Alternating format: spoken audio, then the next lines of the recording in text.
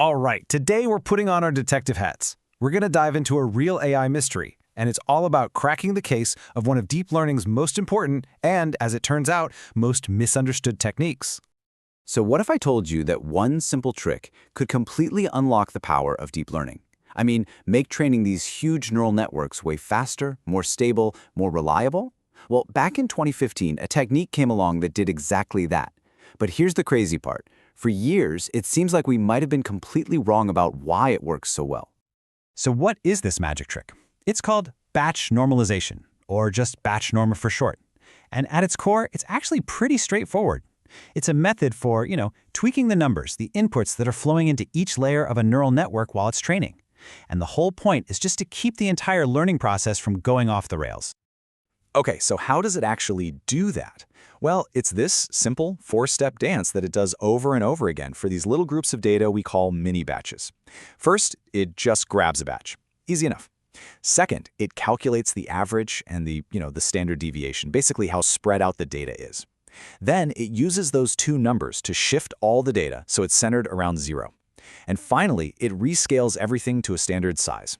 You can almost think of it like it's constantly recalibrating the inputs to keep them in this perfect sweet spot for learning.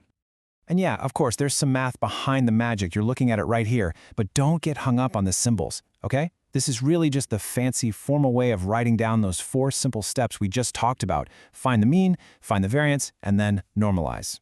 So we knew what it was doing, we had the mechanism. The real mystery was why this simple little process was so unbelievably powerful. And that brings us to the first suspect in our detective story, the original theory, the one everyone believed for years, that explained why batch norm was so successful. It all came down to a problem called internal covariate shift. Yeah, internal covariate shift, or ICS, is a total mouthful, I know. But the idea behind it is actually pretty simple. See, as a neural network is learning, the weights in the early layers are always changing. That's the point, right? But that means the data getting fed to the later layers is also constantly shifting around. Its whole distribution is changing. So those deeper layers, they're basically trying to learn from a target that's always on the move.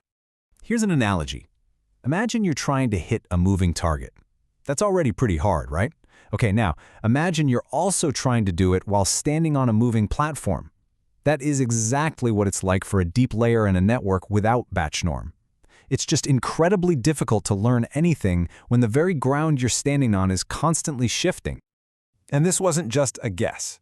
The guys who invented batch norm, Offier and Szegedy, they said it right in their paper, this is the problem we are trying to solve. And for years, that was it. That was the accepted wisdom, case closed, right? Well, not so fast. Because, every good detective story needs a plot twist. And in the world of AI research, some new evidence surfaced that, well, it challenged everything we thought we knew. So what if the original theory was just plain wrong?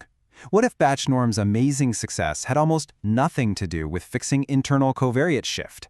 What if our prime suspect had a rock-solid alibi? Okay, check this out.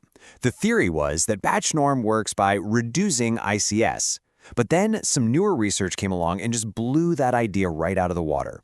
Scientists did this crazy experiment. They took a network that was using batch norm and they intentionally added a bunch of random, noisy covariate shift back into it. And the result was just shocking. The network trained just as fast, just as well. I mean, that's a massive blow to the original theory, right? If batch norm works perfectly fine even when ICS is all over the place, then getting rid of ICS can't be its main purpose. So that left the entire AI community scratching their heads. If our main suspect is innocent, then what in the world is actually responsible for batch norm's amazing performance? The investigation was officially back on.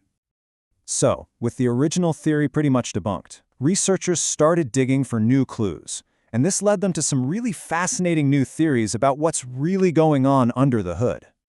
And really, 2 main new suspects have emerged from all this. The first idea is that batch norm actually makes the whole learning process, the objective function, much, much smoother. The second idea is that it does this clever thing where it separates what the network learns from how strongly it learns it. Okay, let's break both of those down. All right, theory number 1, a smoother journey. Think about it like this. Training a neural network is kind of like trying to find the lowest point in this huge, complicated landscape. Without batch norm, That landscape is, well, it's a mess. It's rocky, it's treacherous, you've got steep cliffs and dead ends. But batch norm seems to just smooth that whole thing out. It turns that rocky mountain into a nice, smooth, grassy hill, which makes it way, way easier for the algorithm to just slide down and find the fastest path to the bottom. And look, this isn't just a cute analogy. There's real math to back this up, which you can see here. Researchers have actually proven that batch norm makes the loss function more Lipschitz. And all that fancy math term means is that it's smoother, it's less chaotic, and that makes the whole learning process way more predictable and stable. Okay, on to our second lead suspect, this idea of decoupling.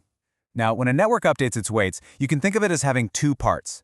There's the direction it needs to move in to get better, and then there's the size of the step it takes in that direction.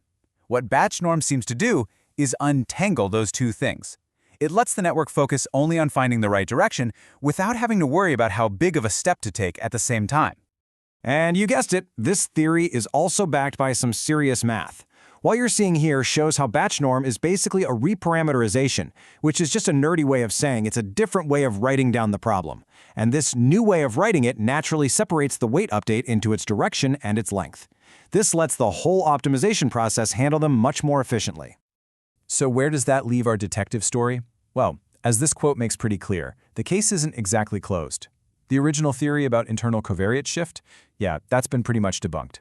But experts are still debating which of these new theories, the smoother landscape or the decoupling, is the real reason. Or maybe it's a combination of both. But look, here's the most important thing to take away from all this. While the scientists are still debating the why, the what is absolutely undeniable. Batch norm just works. And it works incredibly well.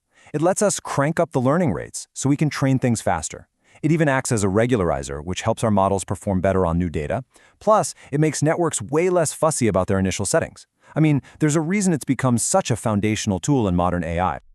You know, when you step back, this whole mystery of batch norm is just a perfect example of how science really works, right? We found something that was amazing, we came up with a good story for why it worked, and then, oops, new evidence came along and forced us to dig a whole lot deeper. It just goes to show you that sometimes finding a powerful solution is really just the beginning of a much more interesting question.